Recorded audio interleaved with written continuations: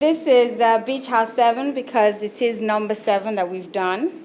We're actually on Beach House 9 now, but this was finished late last year. So just some stats about the project. Total square meters of the actual build is 826. We did the design in 4 months, and the construction period was for 11 months, and it was completed December 2017. As a project, it stepped away from our existing typology that we had created at the beach, because the client actually came and said that he wanted pavilions. He didn't want a house on the beach. He wanted a series of shaded areas for occupation. He didn't intend to sleep there. He wanted some rooms for accommodation, but that wasn't the forte. So here I've just written, the client wanted a series of low-density pavilions with a conscious celebration of the outdoors. We drew our design inspiration from Mies van der Rohe's Barcelona Pavilion, and this marks a return to our first beach house, which is the Campicara Resort. This project is the most true in being appropriately scaled and a true appreciation of the Lagos beach environment. In addition, our materials and color palettes are warm and mark an intended direction that we want to be known for. So this is the site. It's quite large. It's actually 4 plots. This is actually in Ibeshe, not Ilashe. 4 Ibeshe plots, so it's 6,470 square meters. When I first went to the site with the client, I noticed that he had a lot of palm trees, and I'm an avid fan of not chopping down trees. As much as possible, if you can keep them, keep them. They take too long to grow, and palm trees in particular take a while. Before they actually root, it takes but once they're set in the ground, then they grow quickly. So because of that, the concept was really vertical and horizontal planes, the palm trees being the vertical and whatever intervention we're going to place in being the horizontal. Of all the smaller pavilion buildings, we have a clubhouse, and this was the first 3D visuals of it. I have to say, actually, the good thing about this client is he did not impose too much in terms of the actual aesthetic. And when he did want to make changes, he did revert to us. And it was nice to know that he actually valued our opinion and stood by it. So this is a section looking through that building. So basically, we just have a small enclosed area on the left-hand side. And then we have this shaded area, which is completely open.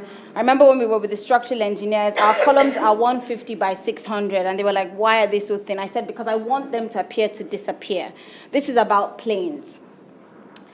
This is the section through the other direction, which shows the clubhouse and shows the convenience building at the back. So, series of small pavilion buildings. We have a services building at the back. We have the main clubhouse. We have a series of chalets and breakout areas, because he also let us know that if he had large parties of people, he wanted to have spaces that different groups could have interaction without stepping on each other's toes. So it was important that they would be separated. And when we went to the site, I asked him to get someone to do a survey to mark out every single tree on the site, so that we would make sure that we're planning appropriately and we're not going to take anything down. So you can see that red line was because that's the only tree that had to go. I wanted it further back, but he was very insistent on that position. And this is a view from the top as a completed project. This was actually sent to me by his friend who had a drone, and I was very excited. I'd never seen it from the top. You can see at the very top here we have solar panels. Because it's at the beach, there is no power at Ilashe currently, although Lagos State is actually putting provision in at the moment. We do have a generator in the back building here, but this property can actually, for the lights, for the music system, it can run completely independent of any generator while you're there. So you don't get that humming sound, which you do for a lot of the other houses. For the clubhouse building, very simple. This changed very slightly. The kitchen building stayed here. Originally, we had put toilets in this area, but he had advised to have them moved, so that got put in an outhouse. And then we have a cantilever concrete table that comes out of the wall, seating area, pool, and we have lounges in this area, and we have an alfresco shower at the end. And that's the building completed. It's a very simple structure, but I'm very happy, in particular with the details, which I'm going to be sharing with you today. It does take quite a bit to make things look seamless. But when they look seamless, they're beautiful. I am not a fan of visible services, personally. I don't think that they should be seen. We know that buildings need to function properly, but as much as possible, if they can be discreetly hidden, that's our aesthetic preference.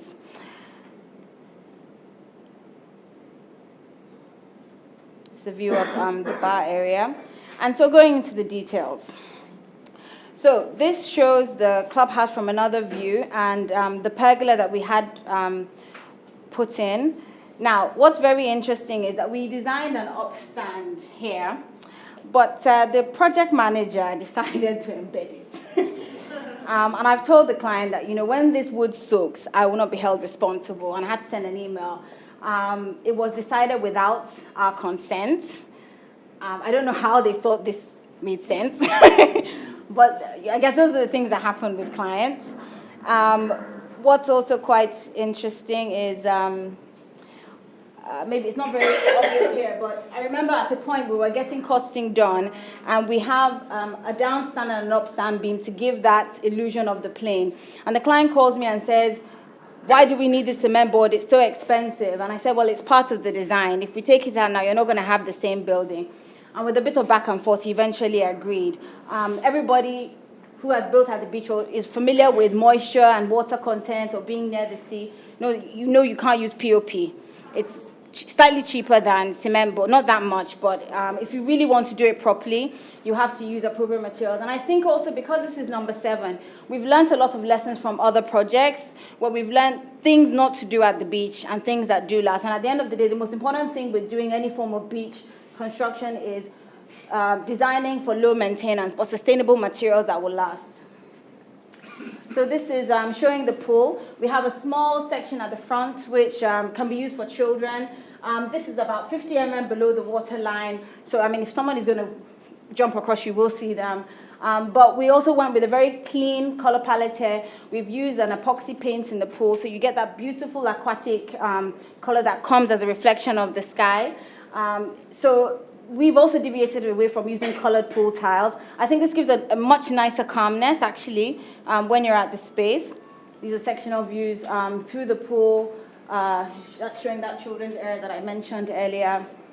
And then now showing the detail around the tiling of the pool, where we have 2 slabs of granite, so we get a nice little overhang gap. Also, we have composite panels at the other end of the pool, which are quite important for the alfresco shower because we didn't want to see a drain point. So we have a gap where you have the drain, the water drains down. But it's so beautiful. We could have decided to have just tiled this area. This actually took a lot because we couldn't actually set the level until we had everything on site. So in principle, it was a good idea. But if during execution it had been approached slightly lazy, it wouldn't have come out as nice as this. I did not like this mosaic tile. This was my client. These things happen. Initially, he used a very ugly electric blue. I've actually photoshopped it out. I was desaturated it because I was so insistent that he changes it to a gray, and he was like, no, he likes it. So, and this shows the details of the alfresco, so you can see the drain that goes through the slab at the other end. And I particularly like this, the bathroom area. So we have a cantilever at the top, and then we have this kind of floating mirrors. And at a point, I remember him asking me, how are you going to achieve this? But I don't have a clue. And I said, do you have an aluminium guy that we can work with? So he sent someone to our office, and I explained to the guy what I wanted. And the first prototype he brought some chunky aluminium with some rubber. And I was like, this is not going to work. And I shouted at him, and he went away. And he didn't come back, actually. But he went to see the client with this option. And then the client called me and goes, oh, it's fine. He's got it. I'm like, no, but he hasn't shown me. And he goes, no, it'll be fine. And when he sent me the first image of this on site, I was really happy because we wanted to create this light feeling. The fact that you would have this mirror that kind of becomes invisible. We also had to know because that side is actually south, not to mirror the other side, so you don't blind people. So we used like a matte aluminium on the other side, but you still get that kind of invisible feel. And again, conscious of materials, we have really long concrete sink that runs from the men's to the women's area, and then we used high high quality stainless steel taps as well, because obviously we're in the outdoors. And that shows the details of the sink area and the mirror as well. And we have this dwarf wall, and we have bougainvillea plants that sit in between. So, it's this conscious effort to build a building that is about celebrating the outdoors. And then we have the mural now, and the wisdom of practicing for a while teaches you that sometimes you don't hit a client directly and keep telling him what you want. We had designed this building initially to have a mural. And then I started telling him slowly that, you might have to put aside about 2 million for that. And my client had deep pockets, but he's also very shrewd. And I've realized that he's an Ijebu man, and he just doesn't believe in wasting money. And I could see that he was going to eventually say, just paint it a plain color. And I said to him, okay, let's give someone an opportunity. Why don't we have a design competition where we invite a series of young artists to all submit proposals, and then he gets to pick one. He will pay an honorarium that will not be as high as a commission to a well-established artist. I get my mural, and he gets it at a fraction of the price, and everyone is happy because that's how we designed the building. And that's what we did, and we had somebody win, and he paid for it to be installed. We were very pedantic about the color scheme because we wanted everything to tie in with what the furniture we had picked as well. So this was what we put out when we were putting out the competition, but this was part of the brief. Yumika, who is in the audience, happily put this together. Wave your hand. And then this is now starting to look at the furniture. We spec'd everything on this down to the furniture. These are made in Nigeria, plastic chairs. A lot of the other furniture was actually brought in and procured, showing the detailing or the layout of the furniture, and then the specification of the color schemes that were used for the clubhouse as well. We had everything pre-planned and structured, and everything was spec'd accordingly.